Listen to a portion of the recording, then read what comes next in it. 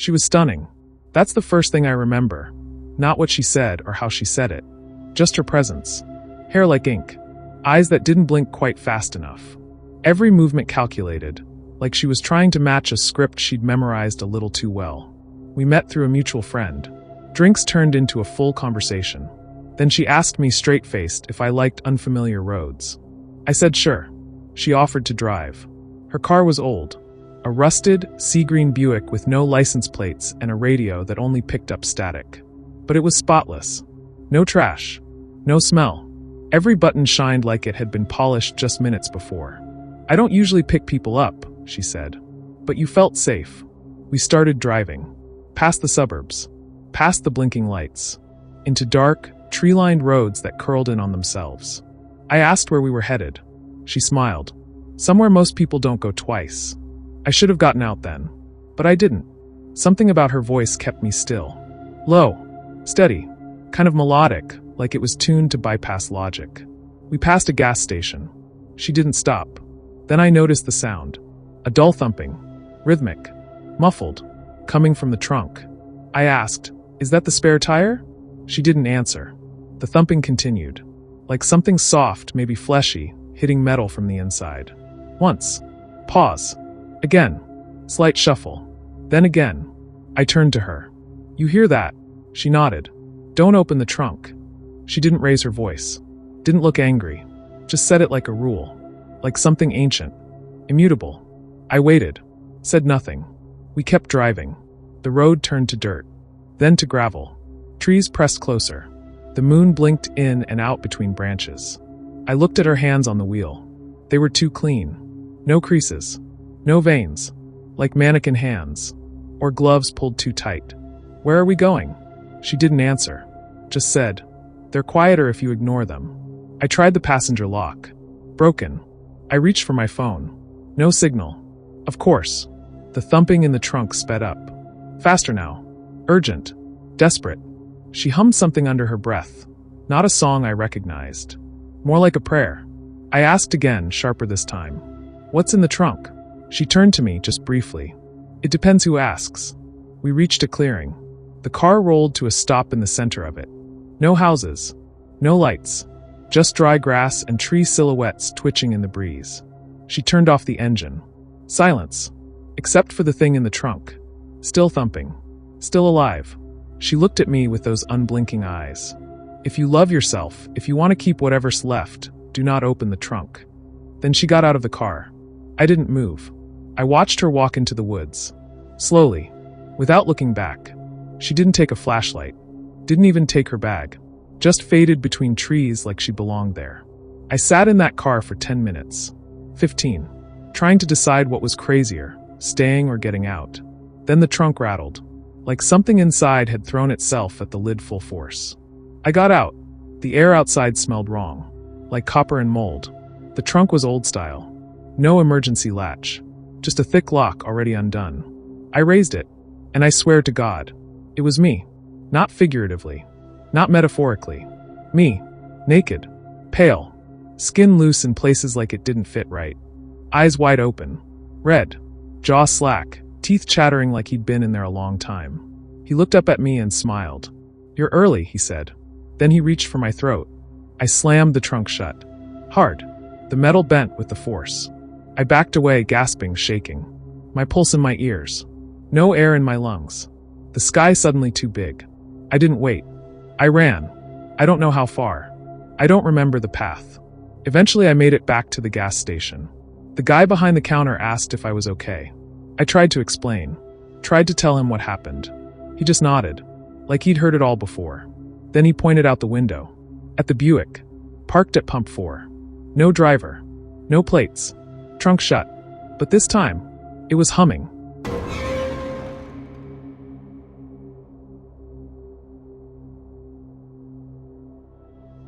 We met on Hinge. His name was Elijah. Tall. Clean-shaven. Smiled with his eyes. The kind of guy who knew how to text just the right amount. Not too eager. Not too distant. I'd had a long week, and when he suggested a spontaneous Friday night dinner somewhere, a little outside the city, I said yes. I wore a dress I hadn't touched in months. He He picked me up in a silver Lexus, spotless and humming like a machine that had been pampered since birth. He opened the door for me, played mellow jazz, complimented my earrings without being gross. I remember thinking, finally, a grown man. We drove for a while. An hour maybe. Longer than I expected, but I didn't want to seem nervous. Besides, the road was pretty, winding, quiet, lit by a golden sun melting into trees. He said the restaurant was a bit of a hidden gem, that it'd be worth it. We passed signs I didn't recognize, left the suburbs. Then the paved road turned to gravel. He turned down a narrow road between trees. I half laughed. This some kind of underground dinner club? He smiled. Not exactly. Just something personal. That's when we pulled up to the house. It was large. Not a mansion, but close. Old stone walls. Overgrown vines. A wooden front porch with hanging planters that had long since died. I said, "This isn't a restaurant." He put the car in park and looked straight ahead. "No," he said. "It's my ex's house." I thought he was joking. I laughed awkwardly, but he didn't laugh back. "I just want to show you something," he said. "She won't mind." He got out of the car and started walking. I sat there. I should have left. Should have called someone.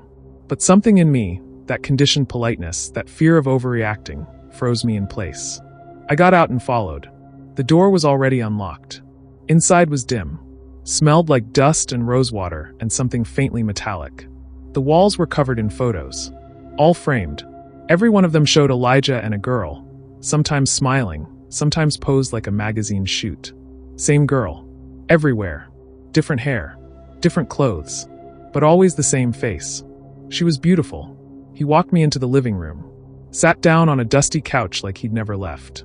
She loved this place, he said. Said it was her forever home. I stood there. "Elijah, is she here?" He looked up at me slowly. "No." I turned to leave. Fast. But the door didn't open. Locked. Deadbolt engaged from the inside.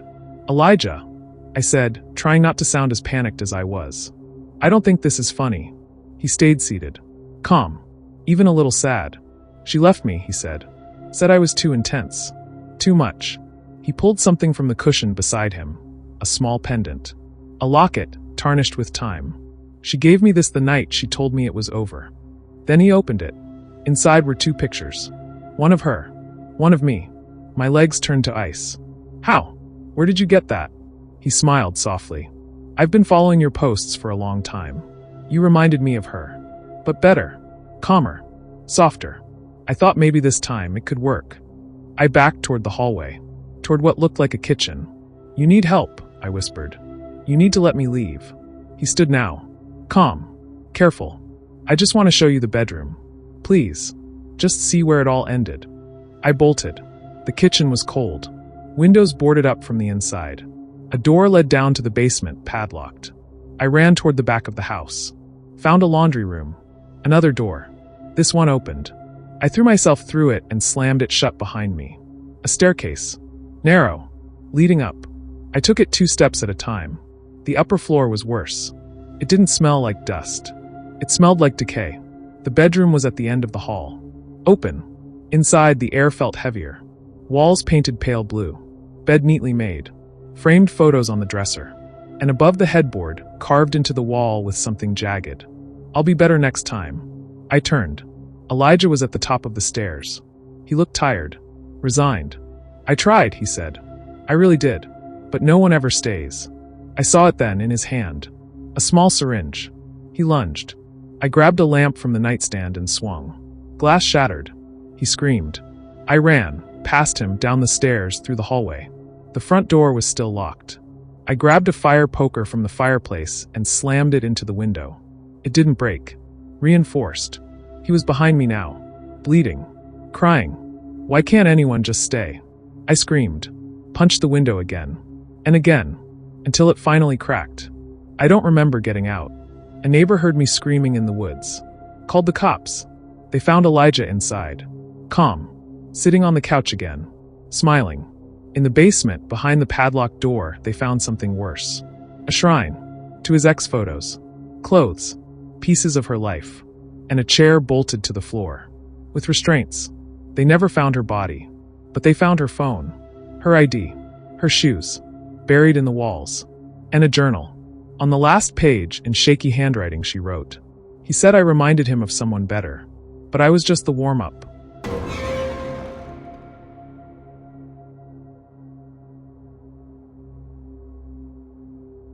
I thought she was nervous. That's how I explained the way she stared at me without blinking. The way she held her water glass but never drank it. The way she smiled a second too late, like she was waiting for my cues. Her name was Camille. We matched on Bumble. She messaged first, confident, playful, kind of intense. I liked it. I'd had enough of dry one-word replies and endless, "How was your day?" conversations. Camille asked questions that felt real, deep, specific. She joked that she already knew I was a dog person because of my warm eyes. I didn't think much of it. Now I do. She picked the restaurant. Said she wanted somewhere safe and intimate. I assumed she meant cozy, dim lighting, tucked-away tables. Instead, it was this weird, ultra-minimalist spot in a half-abandoned shopping strip. One of those places with no sign out front. Just frosted windows and a doorbell to get in. It was silent inside. No music. No chatter. Just 4 other diners, each at their own table, all sitting perfectly upright. Nobody spoke. Not even to each other. Camille was already there when I arrived. Table set for 2. Candle in the middle. She didn't stand up to greet me. Just stared with this soft smile, like she'd been waiting a long time. I sat down. That was my first mistake. We chatted. Kind of. She didn't really answer questions. Just redirected everything back to me. Asked what I feared most. What I regretted most. Whether I ever cried in the shower. Her voice was calm. Even. Like a therapist that didn't believe in tone shifts. I laughed nervously and asked how long she'd lived in the city. She said, "You never told me about the dog." I froze. "What? The one you buried in the woods. You were 15. You didn't tell anyone it died. You just disappeared for a few hours and came back with red sleeves." I felt my chest tighten. I never told that to anyone. Not even online. Not even once. How did you? She tilted her head. "You told me." "No, I didn't." "You don't remember?" She reached into her coat and pulled out a photo. An old Polaroid. It was me. Not recently. Maybe 6 years ago. I was sitting on the porch of my childhood home. Face pale. Knees scraped. Same day the dog died. The photo was bent at the corners. Like it had been handled. Often. I stood up. Said I had to go. She smiled and said, "You haven't passed the test yet." I didn't respond. I started walking toward the door. The waiter stepped in front of me. "Sir," he said calmly, "the meal hasn't ended." I looked past him. No one else in the restaurant was moving. The diners were still sitting perfectly upright. Still silent. Still frozen. Camille watched me like she was watching a movie. I tried to push past. The waiter placed his hand on my chest. I looked down and saw a name tag on his apron. It said, "Same as you." I turned back to Camille. "Who the hell are you?" She stood slowly. "I'm the one that stayed." "What does that mean?" She came closer. Whispered, "You've lived so many lives, darling. So many timelines. So many versions of yourself you never remember. But I do. I remember all of them. I'm the only one that keeps waking up with you." I backed away.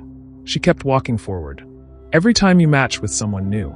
Every time you get that dopamine rush. That illusion of something beginning. You loop back into me. Again. And again. And again." She touched my face. Her hand was ice cold. "You keep trying to leave. But none of the doors are real." I turned to run. The front door was gone. Just a blank wall now. I turned toward the kitchen. Past the counter. There was a narrow hallway. I bolted down it. No one followed. The hallway was wrong.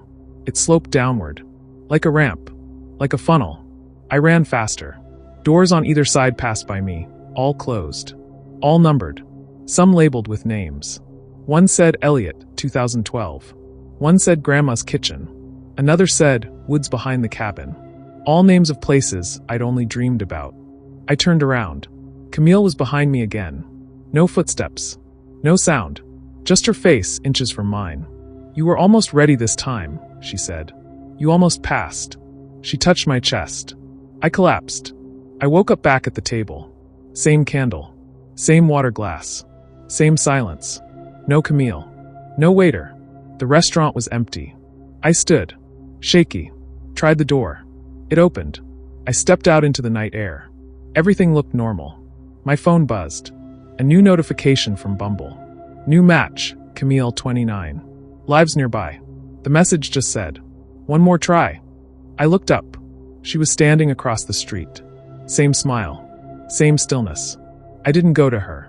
I just stood there watching as she raised her phone and took a picture.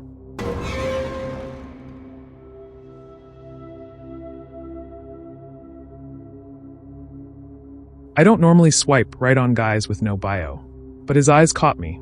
There was something soft about them, something kind. The kind of face you trust before you even hear their voice.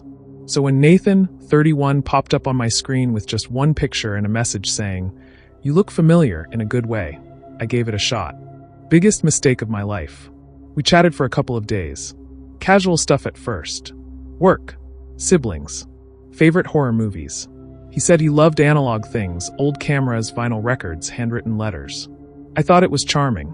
Everyone else was AI filtered and dead inside. He called me Clara right away. Not hun, or babe, or any of that garbage. He asked about my music taste in a way that made me feel seen. Then he said something strange. "You're a Scorpio, right? You seem like one." I paused. That wasn't on my profile, and I hadn't mentioned it. I brushed it off. Lucky guess. Then he said, "You went to Greenfield High, didn't you?" That's when my stomach turned. We had never talked about high school. I don't even have it on my Facebook. I haven't since college. No posts. No photos. Nothing public. I asked how he knew. He sent a winking emoji. "You remind me of someone." I didn't reply right away. He messaged again. "I used to see you around. You always wore that gray jacket with the thumb holes in the sleeves. Looked cozy." I stared at the screen for a long time. I hadn't worn that jacket in years. We were already supposed to meet that night. Just drinks. Public place. I told myself maybe we did go to the same high school. Maybe he was just nervous and trying to find common ground. So I went. He was already at the bar when I arrived, smiling like we'd known each other forever. He stood when I approached, pulled out my chair. "You cut your hair," he said. That stopped me in my tracks. I hadn't updated my profile pictures yet. My old photos still had long curls. I'd only gotten it chopped a week ago. I asked how he knew. "I noticed in your building's elevator cam feed. It's kind of grainy, but it caught the shape." I froze. "What did you just say?" He sipped his drink. "You really should ask your landlord about the camera placements. Some of them aren't very secure." I stood to leave. He didn't stop me. Just smiled. I haven't done anything wrong. I left the bar fast. Got home. Slammed the door. Deadbolt everything. Drew the blinds. My phone buzzed. It was a photo. Of me. Standing in my window. Curtain barely cracked. Caption. "You really should be more careful." I blocked him. Reported him. Went into full panic mode. Cancelled all upcoming dates. Got rid of every app. I even contacted a friend who worked in cybersecurity. She said it looked like my cloud storage had been breached months ago. All my photos, notes, passwords, gone. But that wasn't the worst part. A week later, I got a package. No return address. Inside was a scrapbook. Every page was filled with printed screenshots of my old social media posts. Even the deleted ones. My high school live journal. AM messages. Early Facebook albums. And then the pictures changed. Photos of me in cafes. On the subway. Sleeping. One showed me in bed, curled under a blanket. Camera angle low. From the floor. That meant he'd been inside. I went to the police. Filed a report. They said without concrete proof of illegal entry, there wasn't much they could do. I asked about the pictures. They said maybe I left my window open. Maybe it was a telephoto lens. I started sleeping at a friend's place. Changed my number. Wiped my laptop. Got a new phone. Things calmed down. Until last night. My new phone buzzed. New number. No name. Just one text. "You always look better when you're scared." I'll add that to the notes. And attached a photo. Me. That night. In bed again. But this time, the angle was higher. From the ceiling.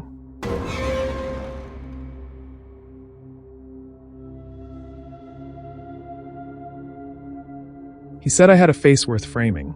Not in a creepy way, not at first. We were sitting on the edge of this overlook, stars everywhere, the kind of crisp night where your breath fogs just enough to feel alive. He reached into his backpack and pulled out an old Polaroid. "I like how they capture the moment," he said. "Before it rots." I laughed. Thought it was poetic. He asked if he could take one of me. I said yes. That was my first mistake. The first picture looked fine. I wasn't even posing, just mid-smile, wind messing up my hair.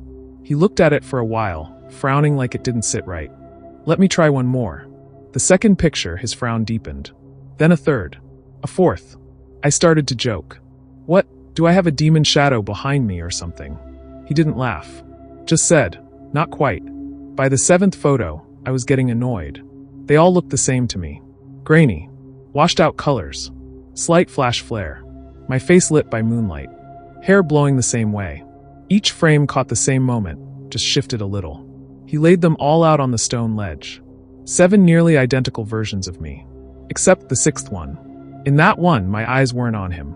They were looking behind me. Wide. Terrified. I turned. Nothing there.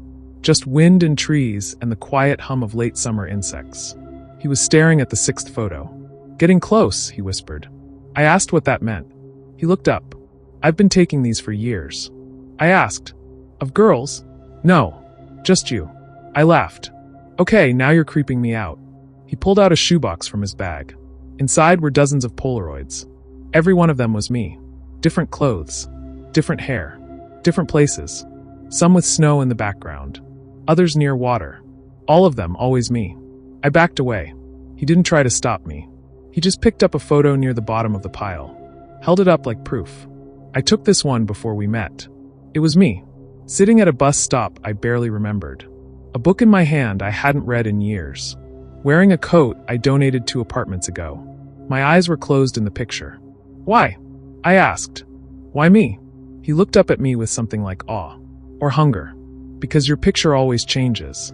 What the hell does that mean? He pointed at the 6th photo again. The one where I looked scared. Where my eyes were looking past him. He held up another. One I hadn't seen yet. It was me. This time I was mid-scream. Face contorted. One arm raised like I was shielding myself. He laid them side by side. You're reacting, he said. Reacting to what?